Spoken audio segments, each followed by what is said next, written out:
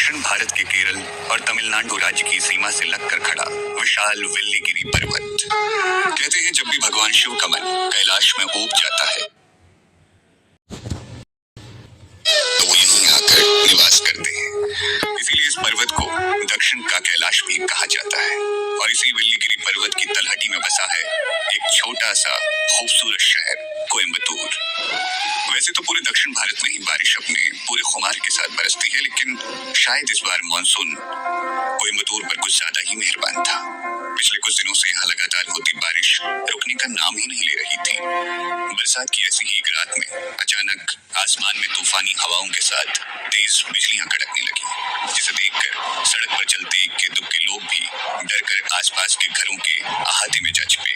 ऐसा लगने लगा मानो दिल दहला देने वाली ये बिजलियां किसी खास मकसद से कोयम्बतूर शहर पर कड़क रही हैं। मौसम में अचानक आए इस बदलाव को लेकर आसपास के लोग आपस में बातें कर ही रहे थे कि तभी अचानक किसी ने चिल्लाते हुए कहा, अरे देखो, बरगद के पेड़ पर 5 मुंह वाला नाग लिपटा है।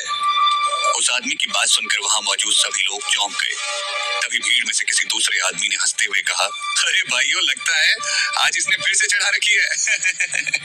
आज के जमाने में 1 मुंह वाला नाग दिखाई नहीं देता और इसे 5 मुंह वाला नाग दिखाई दे रहा है। उस दूसरे आदमी की बात सुनकर वहां खड़े सभी लोग ठहाका मारकर हंसने लगे, लेकिन तभी अचानक आसमान में एक जोरदार धमाके के साथ बिजलियां कड़की और उस बिजली की रोशनी में बरगद के पेड़ पर लिपटा हुआ 5 मुंह वाला दिव्य नाग साफ साफ दिखाई देने लगा। हालांकि उस पुराने बरगद के पेड़ की सबसे ऊंची डाली पर लिपटा हुआ वो नाग जख्मी था और उसके 5 फनों से टपकता हुआ खून उस बरगद के फलों में रिस रहा था, लेकिन फिर भी अपने 5 फन गरु से फैलाए तकरीबन 20-22 फुट की लंबाई वाला स्याह काले रंगों का वो 5 फनों वाला नाग देखने वालों को दूर से ही अपनी दिव्यता का अनुभव करवा रहा था। अपने सामने का नजारा देख वहां मौजूद लोग उस बरगद के पेड़ के नीचे इकट्ठे हो गए। उनमें से कुछ तो उस 5 मुंह वाले नाग को देखते ही घुटनों के बल बैठकर उसकी दिव्यता को प्रणाम करने लगे, तो वहीं कुछ नौजवान उस नजारे को अपने कैमरे में कैद करने के लिए मोबाइल फोन ढूंढने लगे। लेकिन इससे पहले कि वो लोग आंखों को अचंभित कर देने वाले उस नजारे को अपने कैमरे में कैद कर पाते, वो दिव्य नाग एक छोटी सी दिव्य ज्योति में तब्दील हो गया। तभी एक बार फिर से आसमान में तेज बिजलियां कड़की और अचानक वो दिव्य ज्योति गोली की स्पीड से उड़ती हुई पास ही के एक छोटे से घर की तीसरी मंजिल पर बने कमरे में दीवान पर सोए शिवा की दोनों आंखों के ठीक बीचों बीच जा समाई। शिवा का शरीर पिछले 2 सालों से कोमा में था और इस दौरान उसकी हालत में किसी भी तरह का कोई सुधार नहीं हुआ था, लेकिन जैसे ही वो दिव्य रोशनी शिवा के शरीर में समाई तो उसके शरीर में हल्की हल्की हलचल होने लगी और वो कोमा से बाहर आने लगा। एक तरफ शिवा का शरीर धीरे धीरे कोमा से बाहर आ रहा था और दूसरी तरफ शिवा का दिमाग भी अपनी चैतन्य अवस्था में लौट आया था। भले ही उस वक्त शिवा उठकर खड़ा नहीं हो पा रहा था, लेकिन फिर भी वो अपने आसपास होने वाली हर गतिविधि को महसूस कर पा रहा था। उसने मन ही मन खुद से कहा, क्या मैं सच में फिर से धरती लोक पर लौट आया हूँ? ये कमजोर और निर्जीव सा शरीर, क्या सच में ये मैं ही हूँ? लेकिन मैं तो बहुत समय पहले कोमा में चला गया था। खुद से मन ही मन सवाल करते हुए शिवा को धीरे धीरे सब कुछ याद आने लगा। 2 साल पहले अपने कॉलेज का एंट्रेंस एग्जाम देकर लौटते वक्त वो एक ट्रक से टकरा गया था और तब से उसका शरीर कोमा में था। उस एक्सीडेंट की वजह से शिवा का शरीर तो कोमा में चला गया था, लेकिन साथ ही साथ उसकी कुंडलिनी शक्ति भी जागृत हो गई थी और उसकी आत्मा उसका शरीर छोड़कर भटकते हुए नागलोक तक जा पहुंची थी। वहां नागराज तक्षक ने उसे संभाला और अपने बेटे की तरह न केवल उसकी आत्मा का रक्षण कर उसे एक नाग का शरीर दिया, बल्कि इन 2 सालों में शिवा की आत्मा को 2000 साल की तपस्या का फल प्राप्त करके ब्रह्मांड की सारी शक्तियां अर्जित करने में उसकी मदद भी की। और एक दिन जब शिवा भगवान शेषनाग से वरदान पाकर नागलोक का परम प्रतापी सम्राट बन गया तो उसके साथ कुछ ऐसा हुआ जो उसने सपने में भी नहीं सोचा था। नागराज तक्षक ने धोखे से शिवा के नाग शरीर की बलि दे दी। अपना नाग शरीर खोते ही शिवा की आत्मा फिर से मुक्त हो गई और तब जाकर शिवा को नागराज तक्षक के असली मकसद के बारे में पता चला। दरअसल एक प्राचीन भविष्यवाणी के अनुसार यह तय था कि जो कोई भी स्वर्ग, पाताल और नागलोक के तीनों सम्राटों की बलि चढ़ाएगा वो सारे ब्रह्मांड का स्वामी बन जाएगा और इस सृष्टि में कोई भी उसे हरा नहीं पाएगा। इसलिए नागराज तक्षक ने शिवा से पहले भी इस तरह 2 और शक्तिशाली आत्माओं को ढूंढकर उन्हें नाग शरीर दिलवाया। उसके बाद शिवा की ही तरह अपनी देखरेख में उन्हें स्वर्ग और पाताल लोक का सम्राट बनाकर उनकी बलि चढ़ा दी। हालांकि नागराज नागराज तक्षक अपने मकसद में कामयाब तो हो गया था, लेकिन नाग शरीर से मुक्त होते ही शिवा की आत्मा अपनी सारी शक्तियों के साथ फिर से धरती लोक लौट आई और अब वो शिवा के शरीर में प्रवेश कर चुकी थी। नागराज तक्षक की याद आते ही शिवा का मुंह कड़वा हो गया और उसके अंदर गुस्से की आग जलने लगी। उसने मन ही मन खुद से वादा करते हुए कहा, नागराज तक्षक, एक दिन मैं फिर से लौट कर नागलोक आऊंगा और तुम्हें तुम्हारे गुनाहों की सजा जरूर दूंगा। ये मेरा वादा है तुमसे। इतना कहकर शिवा ने धीरे धीरे अपनी आंखें खोली और अपनी धुंधली नजर से अपने आसपास के माहौल का जायजा लेना शुरू कर दिया। शिवा एक टूटे फूटे से दीवान पर लेटा हुआ था, जिसके बगल में एक छोटी पुरानी मेज रखी हुई थी, जिस पर एक पानी का ग्लास, 2 बिस्किट और उसके परिवार के 4 सदस्यों की एक तस्वीर रखी हुई थी। उस तस्वीर को देखते ही शिवा के मन में अपने पूरे परिवार की यादें फिर से ताजा हो गई। यहाँ के लोगों का मानना था कि अग्निहोत्र ब्राह्मण कुल में जन्मे शिवा के पूर्वज भगवान धन्वंतरी से प्राचीन आयुर्वेद और औषधियों का ज्ञान प्राप्त करके यहाँ आकर बस गए और आदिकाल में उन्होंने यहाँ एक आयुर्वेदिक चिकित्सा केंद्र स्थापित किया, जो आज भारत का सबसे बड़ा आयुर्वेदिक अस्पताल है। अब ये कहना मुश्किल है कि इस कहानी में कितनी सच्चाई थी, लेकिन इस कहानी की वजह से आज भी शिवा के पूरे खानदान का अच्छा खासा नाम था। हालांकि खानदान का बड़ा बेटा होने के नाते शिवा को इस समृद्ध और इज्जतदार शास्त्री खानदान का उत्तराधिकारी होना चाहिए था, लेकिन इस सब के विपरीत उसका बचपन सिर्फ गरीबी, तिरस्कार और अपमान में ही बीता था। शिवा के दादाजी के आदेश के अनुसार उसके पूरे परिवार को घर के साथ साथ शास्त्री खानदान से भी बेदखल कर दिया गया। शिवा के चचेरे भाई भास्कर शास्त्री ने शिवा पर हमला किया, जिसकी वजह से उसके पूरे शरीर को लकवा मार गया। ऐसा न जाने कितना कुछ हुआ था शिवा के अतीत में, जिसे याद करते करते शिवा की आंखें भर आई। तभी अचानक शिवा को बाहर के दरवाजे का ताला खुलने की आवाज सुनाई दी और उसका ध्यान टूट गया। शिवा ने देखा कि सामने हॉल का दरवाजा खुला और एक लंबी छरहरी सी लड़की जल्दी में घर के अंदर दाखिल हुई और उसने जोर से घर का दरवाजा फिर से बंद कर लिया। एक पल के लिए तो शिवा को अपनी आंखों पर यकीन ही नहीं हुआ। उसके सामने खड़ी वो खूबसूरत और नाजुक सी लड़की कोई और नहीं बल्कि उसकी छोटी बहन मीनाक्षी थी। मीनाक्षी को देखते ही शिवा ने दबी सी आवाज में कहा, मीनू। दरअसल पिछले 2 सालों में कभी कभार शिवा के शरीर में हल्की फुल्की हलचल हो जाया करती और शिवा एक आध शब्द बड़बड़ा भी दिया करता था। इसलिए मीनाक्षी को लगा शायद इस बार भी ऐसा ही कुछ हुआ है। यही सोचकर उसने शिवा पर कुछ खास ध्यान न देते हुए घबराए स्वर में कहा, शांत हो जाइए भैया, हम दोनों छुपन छुपाई खेल रहे हैं। अगर आप चुप रहेंगे तो आपकी मीनू आपको उन्नी अप्पम खिलाएगी। उन्नी अप्पम का नाम सुनते ही शिवा के चेहरे पर मुस्कुराहट आ गई। तभी अचानक उसे दरवाजे के बाहर से भद्दी और बेहुदा मर्दाना आवाज सुनाई दी। मीनू दीदी, आप इतनी जल्दी में कहाँ भाग रही हैं? मैं आपको खा थोड़ी ही जाऊंगा।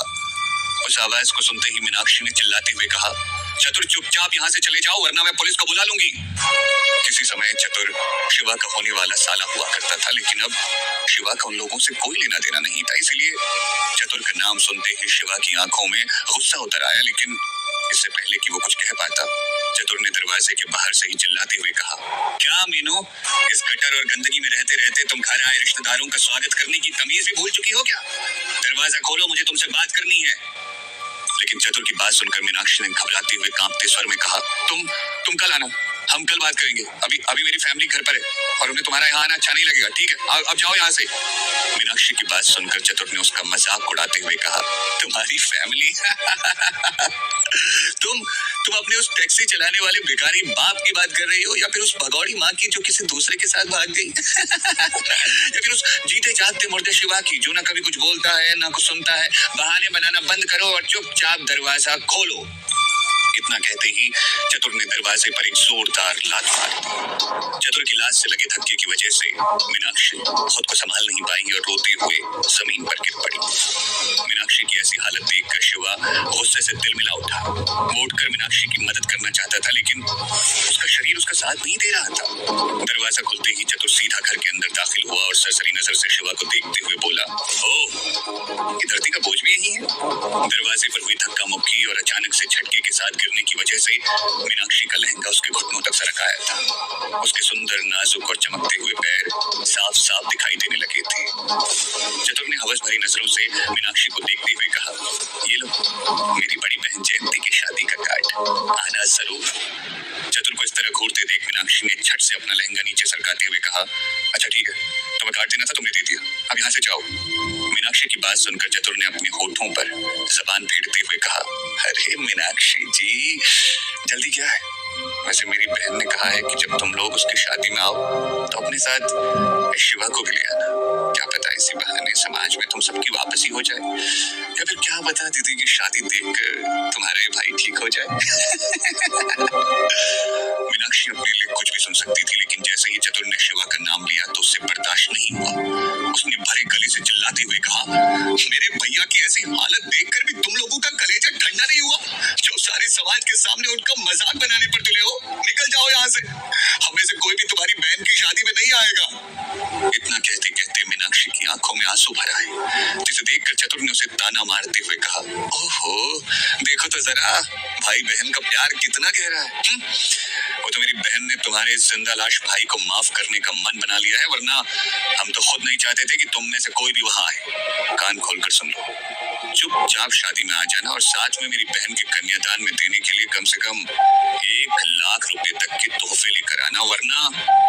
चतुर के मुंह से 1 लाख रुपए के तोहफों की बात सुनते ही मीनाक्षी के पैरों तले जमीन खिसक गई। उसने गुस्से में तिलमिलाते हुए चतुर से कहा, 1 लाख रुपए के तोहफे?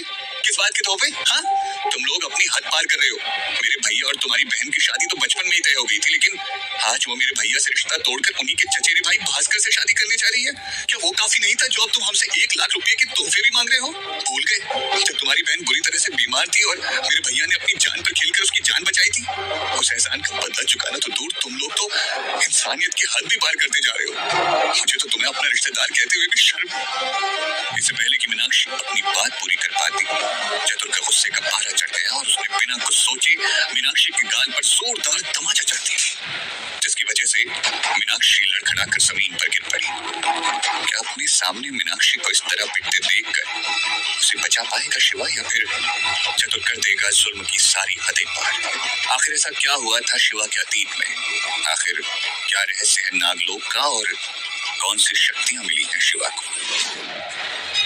जानने के लिए सुनिए his rebirth of a destroyer का अगला एपिसोड सिर्फ पॉकेट एफएम पर।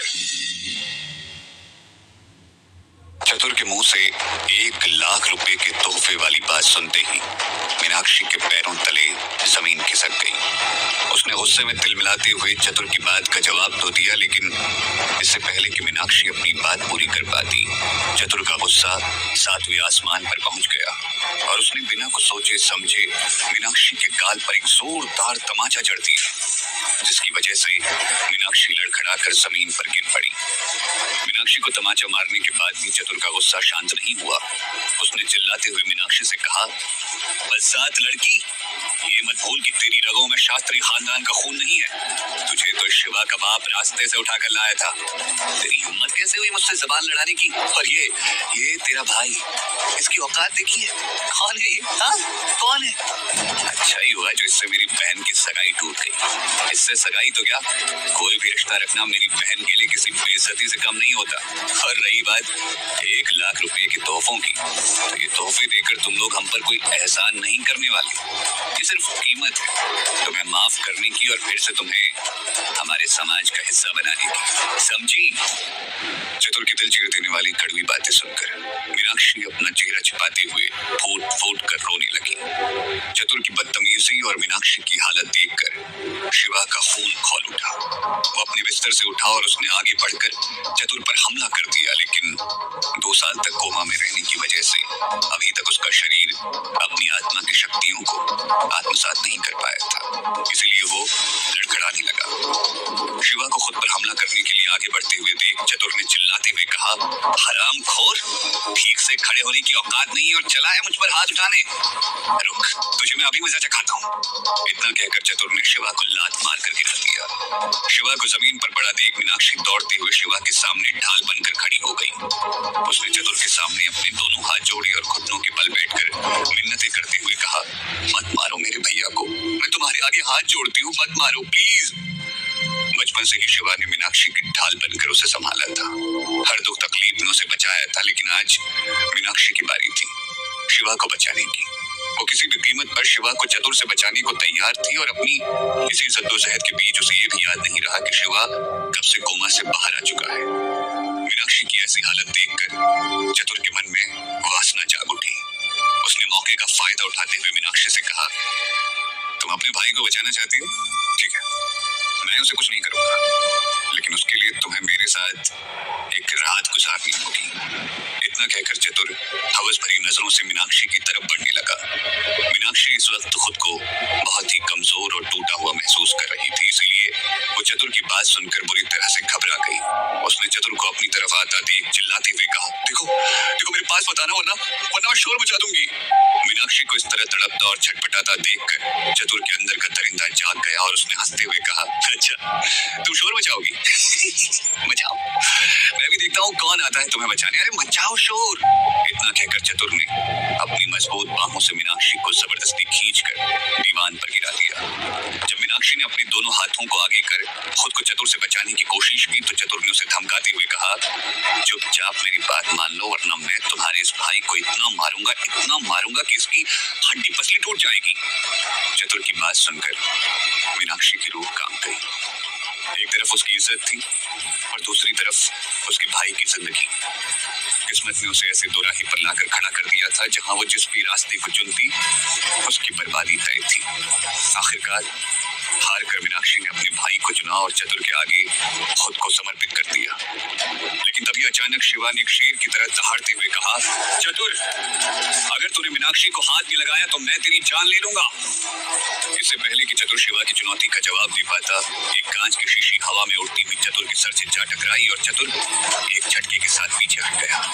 उसने नजरें उठाकर सामने देखा तो शिवा अपनी पूरी ताकत के साथ उससे मुकाबला करने के लिए तैयार खड़ा था। इससे पहले कि चतुर उस कांच की बोतल वाले हमले से खुद को संभाल पाता, शिवा ने आगे बढ़कर उसकी टांगों के बीच एक जोरदार लात मार दी और चतुर दर्द से चीखता हुआ जमीन पर गिर पड़ा।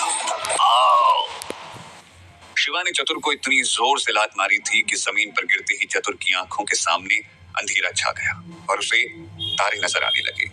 दर्द के मारे चतुर की जान निकली जा रही थी और उसकी आंखें तो मानो बाहर निकलकर गिरने को ही तैयार थी। उसकी हालत देखकर एक पल को तो ऐसा लगने लगा कि कहीं शिवा की औलाद चतुर को जीवन भर के लिए नपुंसक ना बना दे। लेकिन शिवा अब उसे माफ करने के मूड में बिल्कुल नहीं था। उसने गरजते हुए चतुर से कहा, तो कौड़ी के सड़क छाप गुंडे, मैंने कहा था मेरी बहन को हाथ मत लगाना, तेरी हिम्मत कैसे हुई उस पर हाथ उठाने की? इतना कहकर शिवा चतुर की छाती पर जा बैठा और उसके दोनों गालों पर तड़ातड़ तमाचों की बौछार करने लगा। कुछ 25-30 तमाचों के बाद चतुर की हालत बद से बदतर हो गई। उसके दोनों गालों से खून बहने लगा और उसके 1-2 दांत भी टूटकर बाहर गिर पड़े। हालांकि शुरुआत में चतुर शिवा का मुकाबला करना चाहता था, लेकिन जल्दी ही उसे समझ आ गया कि अब वो शिवा के गुस्से से नहीं बच पाएगा। इसीलिए उसने फौरन शिवा के कदमों में अपना सर रख दिया और उससे माफी की भीख मांगते हुए कहा, मुझे माफ कर दो शिवा, मुझे माफ कर दो, मैं गलत था, मैं अपनी गलती मानकर तुमसे रहम की भीख मांगता हूँ, मुझे माफ कर दो। चतुर की विनती सुनकर शिवा ने अपने गुस्से को काबू में किया और गंभीर होकर पास ही पड़े शादी के कार्ड को देखने लगा। हालांकि उस वक्त शिवा का चेहरा भले ही भावहीन था, लेकिन उसकी आंखों में ज्वालामुखी सा तेज और उसके शरीर में तलवार जैसी फुर्ती थी। उसने शादी के कार्ड को खोलकर देखा तो उस पर लिखे अपने 2 दुश्मनों के नाम देखकर शिवा चौंक गया। कार्ड पर दूल्हे के नाम के आगे उसके चचेरे भाई भास्कर शास्त्री और दुल्हन की जगह उसकी मंगेतर जयती अय्यर का नाम लिखा था। नीचे की लाइन में 3 महीने बाद शास्त्री भवन में शादी होने की बात लिखी गई थी और अंत में लिखा था, मेरे घर पर आपका स्वागत है। कार्ड को पढ़ते ही शिवा के हाथों की नसें फड़फड़ाने लगी। उसने एक हाथ से उस कार्ड को मरोड़ने के बाद उसे चतुर के मुंह में ठूंसते हुए कहा, जाकर कह देना उन दोनों से मैं शिवा शास्त्री उनकी शादी के दिन वहां जरूर आऊंगा। शिवा के शब्द सुनकर चतुर डर के मारे वहां से भाग गया। चतुर के जाते ही अचानक मीनाक्षी को शिवा के कोमा से बाहर आने का एहसास हुआ तो उसने चौंकते हुए कहा, भैया भैया आप ठीक हो गए भैया? इतना कहते कहते मीनाक्षी की आंखों से खुशी के आंसू बहने लगे तो शिवा ने आगे बढ़कर उसके आंसू पोंछते हुए कहा, हाँ मीनू मैं ठीक हो गया हूँ। शिवा को अपने सामने इस तरह बिल्कुल तंदुरुस्त खड़े देखकर मीनाक्षी दौड़कर उसके गले लग गई और उसने सुबक सुबक कर रोते हुए कहा, आप सच में ठीक हो गए भैया, भगवान का लाख लाख शुक्र है आप ठीक हो गए। शिवा ने मीनाक्षी को सांत्वना देते हुए आगे कहा, मुझे माफ कर दो मीनू, मैं तुम्हारा ख्याल नहीं रख पाया। लेकिन मीनाक्षी ने अपना सर ना हिलाते हुए शिवा की इस बात को सिरे से खारिज कर दिया और बहुत देर तक यूं ही उसके गले लगकर रोती रही। कुछ देर बाद जब मीनाक्षी के आंसू थमे तो उसने शिवा से कहा, लो मैं भी कितनी बुद्धू हूं ना भैया, मैंने पापा को आपके बारे में अभी तक नहीं बताया। मैं अभी उन्हें कॉल करती हूँ, आपके बारे में सुनकर वो बहुत खुश होंगे। इससे पहले कि वो चतुर अपना बदला लेने के लिए लौट कर आए, हम पापा के आते ही यहाँ से कहीं दूर चले जाएंगे। लेकिन जैसे ही मीनाक्षी ने अपने पापा को फोन करने के लिए मोबाइल उठाया तो उसने देखा कि उसका फोन पानी में भीगकर बंद हो चुका था। ये देखकर मीनाक्षी परेशान होने लगी तो शिवा ने उसे समझाते हुए कहा, मेरे यहाँ रहते हुए तुम्हें उस चतुर से डरने की कोई जरूरत नहीं है। सच तो यह है कि शायद ये उस चतुर की किस्मत ही थी जो शिवा की शक्तियां अभी तक पूरी तरह से उसके शरीर में विकसित नहीं हो पाई थी, वरना शिवा सिर्फ सांस लेने भर से उस चतुर की हड्डियों का चूरमा बना चुका होता। बहरहाल मीनाक्षी के मुंह से पापा के बारे में सुनकर शिवा ने उनसे पूछा, वैसे पापा कितने बजे तक घर आ जाते हैं? शिवा के सवाल का जवाब देते हुए मीनाक्षी ने कहा, इन दिनों उनकी नाइट शिफ्ट है ना, तो हमें सुबह 8-9 बजे तक इंतजार करना पड़ेगा। अगर मेरा फोन खराब नहीं हुआ होता तो मैं उन्हें अभी बुलवा लेती। मीनाक्षी की बातें सुनकर शिवा ने चौंकते हुए उससे पूछा, नाइट शिफ्ट? आजकल हमारे दवाखाने में रात दिन काम होने लगा है क्या? शिवा की बातें सुनते ही मीनाक्षी के चेहरे का रंग उतर गया और उसके माथे पर चिंता की रेखाएं उभर आई। उसने गंभीर स्वर में कहा, नहीं भैया, आजकल पापा टैक्सी चलाते हैं, हमारा घर हमसे छिन गया, हमारा दवाखाना बंद हो गया, दवाखाने के सारे कर्मचारियों को निकाल दिया गया और पापा का वैद्य का लाइसेंस भी रद्द कर दिया गया। आपके एक्सीडेंट के बाद पिछले 2 सालों में हमारा सब कुछ बर्बाद हो गया। मीनाक्षी की बातें सुनकर शिवा सोच में पड़ गया। उसके पिता एक नेक और ईमानदार इंसान थे, इसलिए उनसे उनका वैद्य का लाइसेंस छिन जाना शिवा के गले नहीं उतर रहा था, लेकिन इस वक्त उसने मीनाक्षी से इस बारे में ज्यादा कुछ पूछना ठीक नहीं समझा। उसने मीनाक्षी के गीले कपड़ों की तरफ इशारा करते हुए कहा, खैर वो सब छोड़ो, सबसे पहले तुम कपड़े बदल लो, पूरी तरह से भीग चुकी हो, सर्दी लग जाएगी। शिवा के मुंह से बात सुनते ही मीनाक्षी का ध्यान अपने कपड़ों पर गया। उसके भीगे हुए कपड़े उसके शरीर से चिपक रहे थे और ऐसी हालत में वो अपने भाई से गले लगकर रो रही थी। ये ख्याल दिमाग में आते ही मीनाक्षी शर्म से पानी पानी हो गई। उसने जल्दी से अपना तौलिया उठाया और भागते हुए कमरे में चली गई। मीनाक्षी के जाते ही शिवा टहलते हुए घर की बालकनी में आकर खड़ा हो गया और घर के सामने वाले पुराने बरगद के पेड़ को देखते हुए वो मन ही मन सोचने लगा, धरती लोग हो या नाग लोग, दुनिया सिर्फ ताकतवर लोगों की ही इज्जत करती है। मुझे जल्दी ही अपना प्रशिक्षण फिर से शुरू करना होगा ताकि मैं अपने शरीर और अपनी शक्तियों के बीच का तालमेल बिठा सकूं। शिवा अपने ख्यालों में खोया था कि तभी अचानक उसकी नजर बरगद की सबसे ऊंची डाली पर लगे उन फलों पर पड़ी जिसमें उस 5 मुंह वाले दिव्य नाग का खून रिस कर जमा हुआ था। उस दिव्य नाग के खून को सोख लेने की वजह से बरगद के उन फलों में भी उस नाग की दिव्य ऊर्जा समा गई थी और इसी वजह से वो फल एक खास आभा के साथ दूर से ही चमकते हुए दिखाई दे रहे थे। बरगद की वो पूरी शाखा ही दिव्य ऊर्जा के साथ एक शक्ति पुंज में बदल चुकी थी। शिवा जानता था कि अगर कोई आम इंसान बरगद के उन फलों को सिद्ध करके उससे बनाई हुई गोली खा ले तो उसके शरीर के साथ साथ उसकी आत्मा का शुद्धिकरण भी होना निश्चित है, जिससे उस गोली को खाने वाला मनुष्य लंबे समय के लिए स्वस्थ, तंदुरुस्त और जवान रह सकता है। हालांकि ये सब तो शिवा पहले से ही जानता था, लेकिन जो बात उसे सबसे ज्यादा हैरान कर रही थी वो थी उस बरगद के पेड़ की वो जड़ें जिनमें उस दिव्य नाग की सांसें समाई थी। उसे इस बात पर पूरा यकीन था कि हो न हो उस दिव्य नाग के अपना शरीर छोड़ने से पहले जिन जड़ों से उसकी सांसें टकराई थी वो जमीन के अंदर सुनहरे रंग में बदल चुकी थी और वो आगे जाकर शिवा के बहुत काम आने वाली थी, क्योंकि केवल एक शिवा है जो उस दिव्य नाग की असलियत जानता है। आखिर क्या असलियत थी उस 5 मुंह वाले दिव्य नाग की और उसने अपनी शक्तियां शिवा को क्यों दे दी थी? क्या शिवा अपने इंसानी शरीर में रहकर अपनी अद्भुत ब्रह्म शक्तियों का इस्तेमाल कर पाएगा? शिवा से बुरी तरह पिटने के बाद क्या चतुर चुपचाप बैठ जाएगा या फिर वो शिवा से बदला लेने आएगा और आखिर कैसे करेगा शिवा उसका सामना? जानने के लिए सुनिए हिस रीबर्थ ऑफ अ डिस्ट्रॉयर का अगला एपिसोड सिर्फ पॉकेट एफएम पर। मीनाक्षी के कमरे में जाने के बाद शिवा थोड़ी देर तक बालकनी में खड़ा उस बरगद की सबसे ऊंची डाली पर लगे उन फलों को देखता रहा जिनमें उस 5 मुंह वाले दिव्य नाग का खून रिस कर जमा हुआ था। फिर वो वापस अंदर चला गया। अब तक मीनाक्षी नहाकर बाहर निकली तो उसने देखा कि शिवा रसोई में खड़ा खाना पका रहा है। उसे देखते ही मीनाक्षी भागती हुई रसोई में पहुंची और शिवा के हाथों से करछी लेती हुई बोली, अरे भैया, आप अभी तो ठीक हुए और अभी से काम पर लग गए। लाइए छोड़िए, मैं करती हूँ। मीनाक्षी को इस तरह परेशान देखकर शिवा के चेहरे पर मुस्कुराहट आ गई।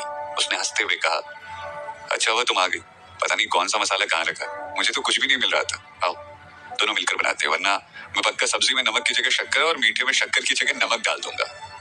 शिवा की बात सुनकर मीनाक्षी की भी हंसी छूट गई। उसके बाद बहुत देर तक दोनों भाई बहन रसोई में खड़े अपनी बचपन की यादें ताजा करते हुए बातें करते रहे। उनकी बातों का सिलसिला जो एक बार शुरू हुआ तो फिर वक्त कैसे निकल गया उन्हें पता ही नहीं चला। बातों ही बातों में कब खाना बन गया और उन दोनों ने खा भी लिया उन्हें ध्यान ही नहीं रहा। ये तो मीनाक्षी के सोने के बाद जब शिवा ने घड़ी देखी तो उसे पता चला कि रात के 2 बज चुके हैं। मीनाक्षी के सोते ही शिवा दोबारा अपने घर की बालकनी में आकर खड़ा हो गया और अपने दिव्य नाग रूप को याद करते हुए शिवा ने मन ही मन कहा, आज से 2 साल पहले जिस लाचार और कमजोर शिवा का एक्सीडेंट हुआ था,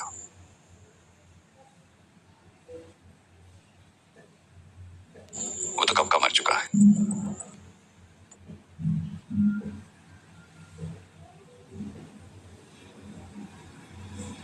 आज जो शिवा लौट कर आया है वो कोई और नहीं बल्कि नागलोक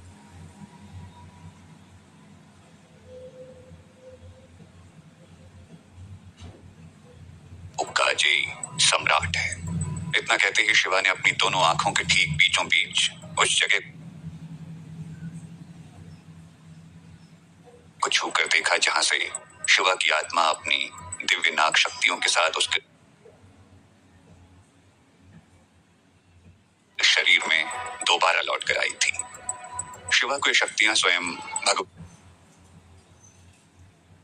शेषनाग से मिली थी। कहते हैं ऐसी ब्रह्म शक्तियां केवल स्वर्ग, पाताल और नागलोक के परम प्रताप सम्राटों को ही मिल सकती थी। नागलोक में शिवा ने नागराज तक्षक की मदद से 2 सालों में 2000 साल की कठोर तपस्या का फल प्राप्त किया था। 4 वेदों, 6 शास्त्रों और 18 पुराणों के ज्ञान के साथ साथ पंच तत्वों की ब्रह्म शक्तियां भी उसमें समाहित थी। उसे न भूमि निगल सकती थी, न अग्नि जला सकती थी, न पानी गला सकता था, न हवा उड़ा सकती थी और न ही आकाश उसका गमन कर सकता था। अष्ट सिद्धि, 9 निधि और 16 कलाओं से परिपूर्ण वो प्राचीन युद्ध कला तलवारबाजी और करारी पट्टों में माहिर हो चुका था। उसका शरीर वज्र की तरह मजबूत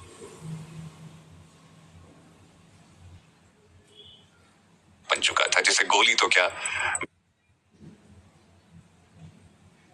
मिसाइल भी भेद नहीं सकती। भगवान शेषनाग ने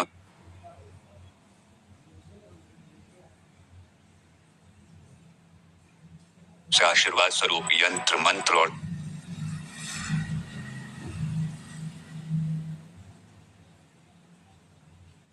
तंत्र का संपूर्ण ज्ञान दिया था, जिसकी वजह से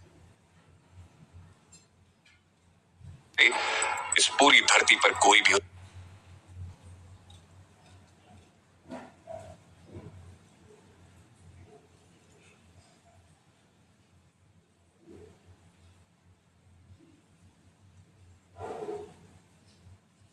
उसका सामना नहीं कर सकता था। सीधे शब्दों में कहें तो उन ब्रह्म शक्तियों को पाकर शिवा धरती पर भगवान शेषनाग का अवतार बन चुका था।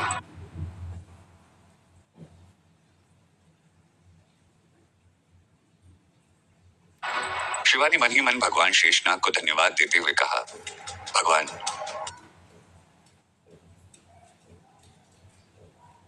आपकी दी हुई इन शक्तियों की वजह से मैं अमर होकर धरती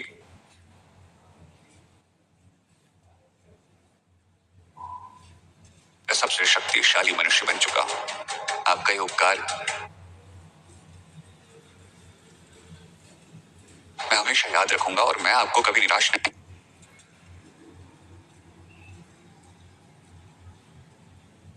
करूंगा। शिवा की शक्तियां अभी तक उसके मनुष्य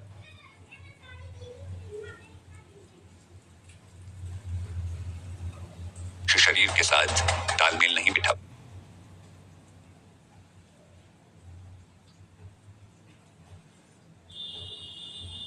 पाई थी। उसे अपने शरीर में उन शक्तियों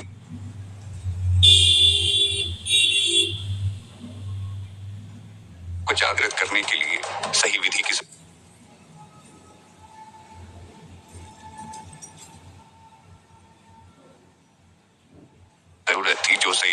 नागलोक के प्राचीन ग्रंथ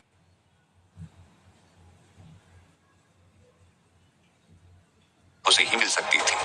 इसीलिए शिवा ने अपनी आंखें बंद कर नागलोक के प्राचीन ग्रंथों का ध्यान किया और उनमें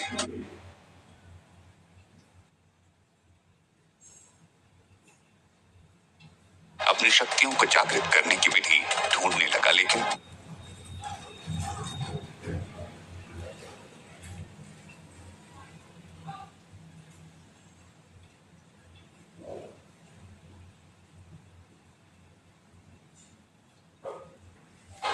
उसे उन प्राचीन ग्रंथों में ऐसी कोई विधि नजर नहीं आई जो उसके काम आ सके। हालांकि उन ग्रंथों में उसे समाधि में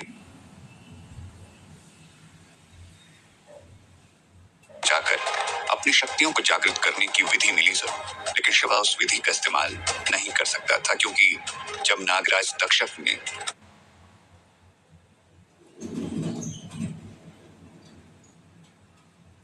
शिवा के नाग शरीर की बलि चढ़ाई, तब शिवा की आत्मा भले ही आजाद हो गई थी, लेकिन नागराज तक्षक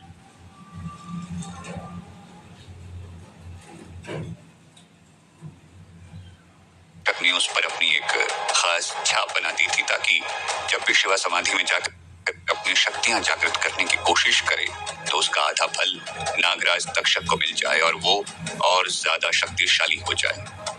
अपनी आत्मा पर बनी उस छाप को याद करते हुए शिवा ने मन ही मन कहा, स्वर्गलोक और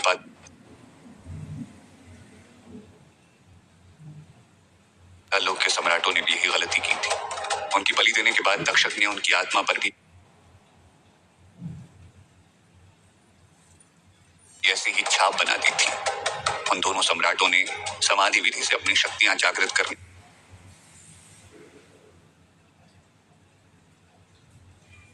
की कोशिश की, लेकिन उसका आधा फल तक्षक ले गया। मैं ऐसी गलती नहीं दोहरा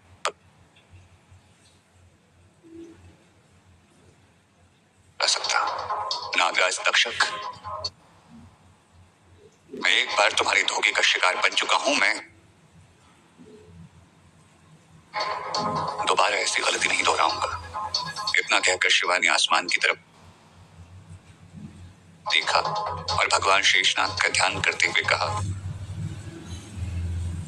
भगवान, अगर मैं इन शक्तियों का इस्तेमाल ही नहीं कर पाऊंगा तो आपकी दी हुई शक्तियां बेकार हो जाएंगी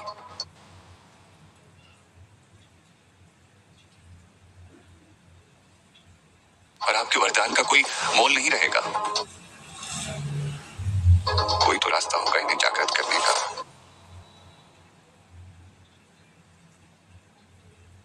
मेरी मदद कीजिए भगवान, मेरी मदद कीजिए। तभी अचानक वहां तेज तूफानी आंधी चलने लगी और आसमान में दिल दहला देने वाली बिजलियां कड़कने लगी।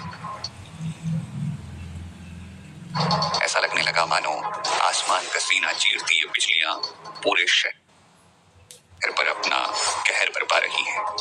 आम लोगों के लिए तो ये गड़गड़ाहट सिर्फ बिजलियों की गड़गड़ाहट थी, लेकिन शिवा को इन बिजलियों में एक धीमी सी आवाज सुनाई देने लगी और उसने चौंकते हुए कहा, कौन कौन है जो मुझसे बात करने की कोशिश कर रहा है? तभी शिवा को अपनी आंखों के ठीक बीचों बीच अजीब सा दर्द और जलन महसूस होने लगी। एक पल के लिए उसे लगा मानो किसी ने उसकी दोनों आंखों के बीच में गर्म लोहे का सरिया चुभो दिया और शिवा उस दर्द को महसूस करते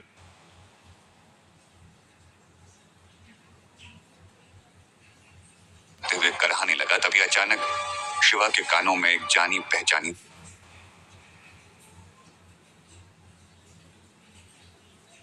सी आवाज सुनाई दी, घबराओ मत शिवा,